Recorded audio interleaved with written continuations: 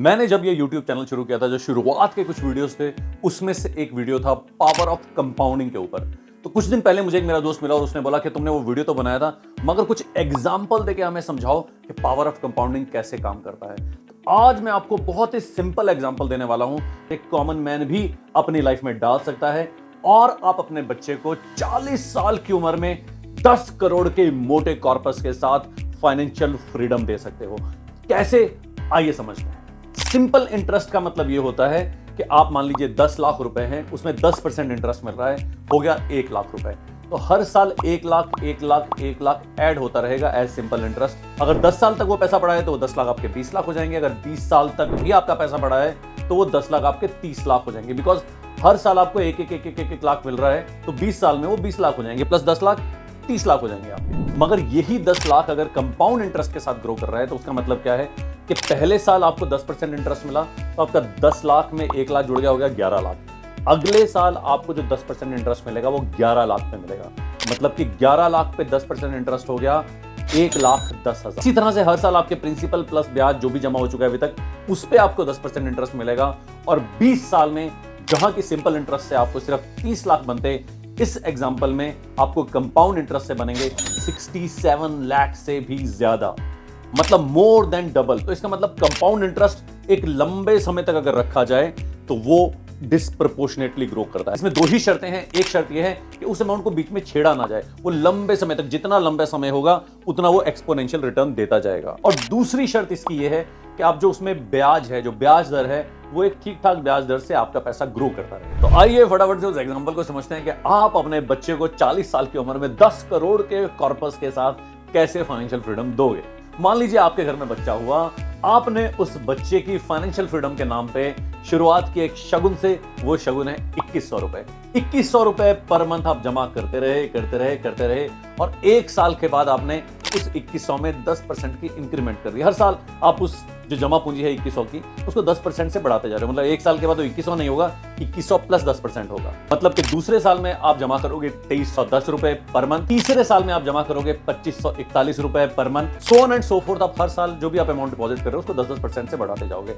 ऐसा आपको करना है 22 साल, क्योंकि 22 साल मान लेते हैं कि आपके बेटे की जॉब लग जाएगी, बेटा या बेटी जो भी है उसकी जॉब लग जाएगी, तो 22 साल तक आप उसके नाम पे ये पैसे जमा करते जा रहे हैं। अगर आपका पैसा 12% के रिटर्न से भी बढ़ पाया, जो कि आपके इंडेक्स ने रिटर्न दिए हैं, उस रिटर्न पे अगर आपका पैसा बढ़ पाया तो 22 साल के बाद आपके बेटे के लिए आपके पास होंगे कितने रुपए?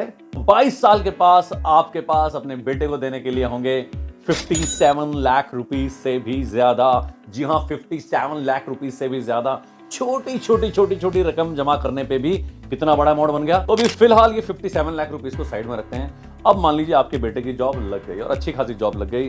अब आपने बोला, बेटा जो मैंने तेरे लिए अभी तक किया था तू भी वही करेगा, एक डिसिप्लिन इन्वेस्टमेंट करेगा।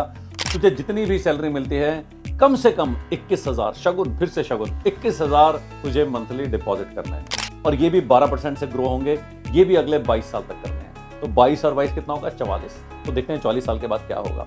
22 साल के लिए हर महीने वो 21,000 से उसने शुरू किए थे, हर साल इसको 10% ग्रो करेगा वो, और 12% के रिटर्न से ही बढ़ेंगे। तो कंपाउंड इंटरेस्ट से 22 साल के बाद, मतलब जो वो 44 साल का हो जाएगा, तो ये पैसा कितना हो जाएगा? ये पैसा जो वो हर महीने जमा कर रहा है अपनी सैलरी में से, ये हो जाएगा 5 करोड़ 70 लाख रुपए। अब आते हैं वो 57 लाख रुपीस के ऊपर जो आपने जमा किए थे अपने बच्चे के लिए। मान लीजिए उस लमसम अमाउंट में से 55 लाख रुपीस आप दोबारा जमा कर देते हैं और आप बोलते हैं let it grow by 12%। And ये पैसा तभी निकालेंगे जब बेटा 44 साल का हो जाएगा। अगले 22 साल में इस 55 लाख की वैल्यू बन जाएगी 6 करोड़ 65 लाख 51,000 से भी ज्यादा। जी हां, आपने बिल्कुल सही सुना, 6 करोड़ 65 लाख 51,000 से भी ज्यादा। तो 5 करोड़ 70 लाख रुपए बना उस अमाउंट से जो कि उसने जमा किया अपनी 22 साल से 44 साल की उम्र में, और 6 करोड़ 65 लाख रुपीस बना उस अमाउंट से जो कि आपने जमा किया था उसके लिए। टोटल बन गया उसका 12 करोड़ 35 लाख रुपीस। ये 12 करोड़ 35 लाख रुपीस उसके पास होंगे जब वो 44 साल का होगा। और ना ही आपने बहुत बड़ा इन्वेस्टमेंट किया शुरू से, ना ही उसने बहुत बड़ा इन्वेस्टमेंट किया शुरू से। इसमें हमने दो बातों का ख्याल रखा। एक तो जो भी हमने इन्वेस्ट किया उसको रेगुलरली इन्वेस्ट करते रहे, एक बार भी बीच में निकाला नहीं। और दूसरा हमने ये इंश्योर किया कि हमारा पैसा कम से कम 12% के ब्याज से बढ़ता रहे सालाना। तो अगर आप भी एक डिसिप्लिन सेविंग कर सकते हैं और ये इंश्योर कर सकते हैं कि कम से कम रेट ऑफ इंटरेस्ट में आपका पैसा बढ़ता रहे, तो आप अपने बच्चों के लिए इंश्योर कर सकते हैं कि 40, 44, 45 साल की उम्र तक वो फाइनेंशियली एकदम फ्री हो जाएं, बिना ज्यादा स्ट्रेस लिए, बिना ज्यादा कश्मकश किए। अब आप बोलोगे यार ये पॉसिबल कैसे है, मतलब यार मार्केट ऊपर जाएगी, नीचे जाएगी, ये होगा, वो होगा, ये सब होगा, मगर लंबे समय के लिए एवरेज आउट हो जाता है पैसा, क्योंकि आप सिप के तौर पे हर महीने पैसे को डाल रहे हैं। 44 साल के लिए वो पैसे को मंथली डालते रहे हैं, तो इस चीज के बहुत कम चांसेस हैं कि आपके रिटर्न कम आए। फिर भी मतलब तूफान आ जाए, भूचाल आ जाए, धरती खत्म हो जाए, इस तरह की चीजों को प्रिडिक्ट नहीं किया जा सकता। इसलिए उन प्रिडिक्शंस को अगर हम सोच के अपने पैसे को जमा ही ना करें तो वो तो उससे भी बड़ी बेवकूफी हो जाएगी। हमें फ्यूचर वैल्यू ऑफ मनी इसमें नहीं डाला है, क्योंकि फ्यूचर वैल्यू ऑफ मनी इसमें डालेंगे तो थोड़ा कंफ्यूजन क्रिएट हो सकता है। इसलिए आज के परिप्रेक्ष्य से 25,000 जमा करना इजी है। आज से 22 साल बाद, अगर आज आपका बेटा पैदा हुआ है तो आज से 22 साल बाद डेफिनेटली ये 25,000 रुपए बहुत कम होंगे। हो सकता है वो अपने डिपॉजिट में 50,000, 1 लाख, पता नहीं क्या अमाउंट होगा, वो अमाउंट जमा करें। इसलिए मानते हैं अब 12 करोड़ 35 लाख तो उसके पास आगे 44 साल की उम्र में उसको करना क्या है, इसमें से 6 करोड़ को उसको अलग रख देना है किसी ऐसे सेफ इंस्ट्रूमेंट में जहां से कम उसको 4-5% का ब्याज मिलता रहे, और बाकी जो अमाउंट है उसको दोबारा से इन्वेस्ट कर देना किसी ऐसे इंस्ट्रूमेंट में जहां से उसको 12% का ब्याज मिलता रहे। ये 6 करोड़ जो कि उसने एक सेफ इंस्ट्रूमेंट में जमा किए हैं, उससे अगर 4% भी ब्याज आता है तो उसको साल का मिलता है 24 लाख रुपए, मतलब कि महीने का मिलता है 2 लाख। अब आप बोलेंगे इतने टाइम के बाद उस 2 लाख की वैल्यू कुछ नहीं होगी। इतने टाइम के बाद वो हो सकता है 6 करोड़ भी ना हो ना यार। हमने भी थोड़ी देर पहले बात की, उसकी सैलरी शायद बहुत डिस्प्रोपोर्शनेटली बढ़ जाएगी, तो उसकी सेविंग भी उतनी बढ़ जाएगी और कॉर्पस भी उतना ही बड़ा होगा। तो डिस्प्रोपोर्शनेटली फिर वो 2 लाख हो सकता है, वो 2 लाख उस टाइम 4 लाख हो, 5 लाख हो, डिपेंड करता है कि कितना अमाउंट वो जमा कर रहा है। बट अभी के एग्जांपल के लिए मान लेते हैं कि अगर वो 6 करोड़ जमा होते हैं 4% के हिसाब से 24 लाख, और 24 लाख का मतलब है मंथली 2 लाख, तो मंथली 2 लाख उसके लिए काफी होंगे। 6 करोड़ 35 लाख में जो बाकी का बचा हुआ अमाउंट था, उसमें से मान लीजिए 35 लाख वो अमाउंट है जो मे बी वो साल में 1-2 लाख की कहीं पे टूर जाना है, कहीं पे कुछ एंजॉय करना है, उसके लिए यूज करेगा। मगर बाकी का जो 6 करोड़ रुपए है वो कहीं डिपॉजिट कर देगा ऐसे इंस्ट्रूमेंट में जो उसको 12% का रिटर्न देता रहे। ये जो 6 करोड़ उसने अलग से डिपॉजिट किया है 12% के हिसाब से, 7 साल के बाद अगेन ये 13 करोड़ 26 लाख का हो जाएगा। 13 करोड़ 26 लाख जो है ना, इसमें से फिर उसने 6 करोड़ लिया और 6 करोड़ को उस जो 6 करोड़ ऑलरेडी फिक्स इंस्ट्रूमेंट में पड़ा है उसमें और ऐड कर दिया, और बाकी का जो 6 करोड़ 26 लाख है उसको दोबारा से 12% पे ग्रो करने के लिए छोड़ दिया। अब उसकी मंथली इनकम कितनी शुरू हो गई? अब उसकी मंथली इनकम आनी शुरू हो गई 4 लाख, क्योंकि 6 और 6 12 करोड़ का 4% होता है 48 लाख, और 48 लाख को डिवाइड करेंगे आप 12 से तो बन जाएगा 4 लाख, और फिर से वो 6 करोड़ जो कि उसने 12% के हिसाब से जमा किया है 7 साल बाद बन जाएगा 13 करोड़ 26 लाख। फिर से उसमें से निकालेगा 6 करोड़ और डाल देगा इधर, और 6 करोड़ को डबल होने के लिए छोड़ देगा। फिर उसकी 4 लाख की इनकम हो जाएगी 6 लाख, और दोबारा से वो 7 साल के बाद दोबारा से 13 लाख 26 हजार हो जाएगा, और ये साइकिल चलता रहेगा। और आपके बच्चे की फाइनेंशियल फ्रीडम तब तक हो जाएगी जब तक वो जिंदा रहेगा, और उसके बाद भी अपने बच्चों को एक अच्छा खासा कॉर्पस दे करके जाएगा। इस पर्टिकुलर एग्जांपल में हर 7 साल के बाद जो सेफ इंस्ट्रूमेंट है उस सेफ इंस्ट्रूमेंट में डिपॉजिट बढ़ जाता है 6 करोड़ से। 44 साल का था तो 6 करोड़ का डिपॉजिट था, 51 का हुआ तो 12 करोड़ का डिपॉजिट हो गया, 58 का हुआ तो 18 करोड़ का डिपॉजिट हो गया, 65 का हुआ तो 24 करोड़ का डिपॉजिट हो गया, और 72 का हुआ तो 30 करोड़ का डिपॉजिट हो गया। मान लीजिए कि 70 साल में उसकी डेथ हो जाती है और 70 साल में वो अपने पोते को ये लीगेसी पास कर देता है। वो बोलता है कि बेटा इस पोते को दे दो जो अभी पैदा हुआ है 1 साल पहले, 22 साल तक छूना मत, 30 करोड़ रुपए उसके पास चले जाएंगे।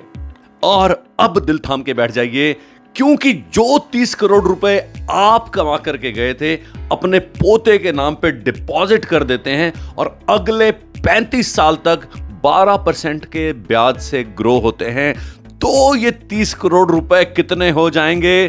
दिल थाम के बैठिएगा, ये 30 करोड़ रुपए हो जाएंगे 1500 करोड़ रुपए से भी ज्यादा।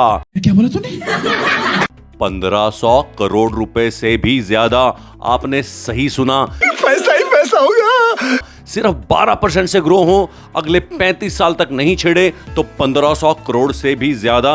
और अगर आपका पोता भी उसी समझदारी से उस 1500 करोड़ को इन्वेस्ट करता रहे, यूज करता रहे, तो कई पुश्तें आपकी इस 1500 करोड़ से चलती रहेंगी, उनको काम तक करने की जरूरत नहीं पड़ेगी, सिर्फ इस पैसे को अच्छे से मैनेज करना आना चाहिए। इसे कहते हैं the real power of compounding. तो आई एम श्योर आपको भी एग्जांपल उतना ही ज्यादा एक्साइटिंग लगा होगा जितना कि मुझे लगा बताते हुए। मगर हाँ, इस कहानी में बहुत सी अजम्पशंस थी। हमने माना था कि 12% से ही ग्रो करता रहेगा, हमने माना था डिसिप्लिन इन्वेस्टमेंट करेगा, कभी बीच में निकालेगा नहीं, कितनी भी इमरजेंसी हो जाए। बहुत सी अजम्पशंस ली थी। अगर वो अजम्पशन सारी की सारी वैसे ही चलती है जैसा हमने बोला था, तो डेफिनेटली ये पैसा भी वैसे ही ग्रो करेगा। मगर जैसा आप सोच रहे होंगे मन में कि लाइफ कभी इतनी परफेक्ट नहीं होती, कोई बात ही नहीं होती।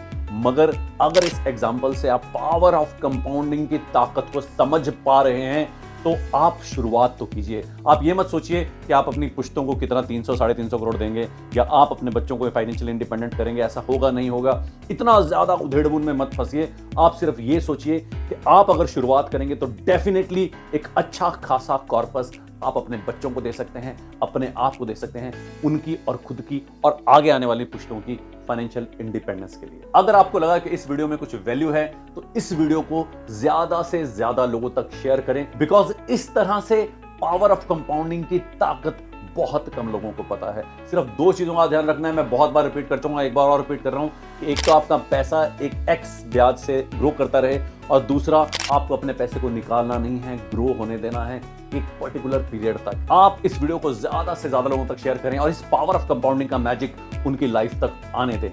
अगर आपको ये वीडियो पसंद आया तो एक लाइक तो इस वीडियो में बनता है, और अगर आप इस चैनल में नए हैं, अभी तक सब्सक्राइब नहीं किया, तो पहले लाल कलर का सब्सक्राइब बटन दबा दीजिए, बेल आइकन को भी दबा दीजिए, ताकि इस तरह के वीडियो आप तक जल्दी से जल्दी पहुंचते रहे। इस तरह के पावरफुल वीडियो में आप तक लाता रहूंगा। अपना ख्याल रखिए, फाइनेंशियली वाइज बनिए, पावर ऑफ कंपाउंडिंग को जानिए। टेक केयर, शबा खैर, बाय बाय।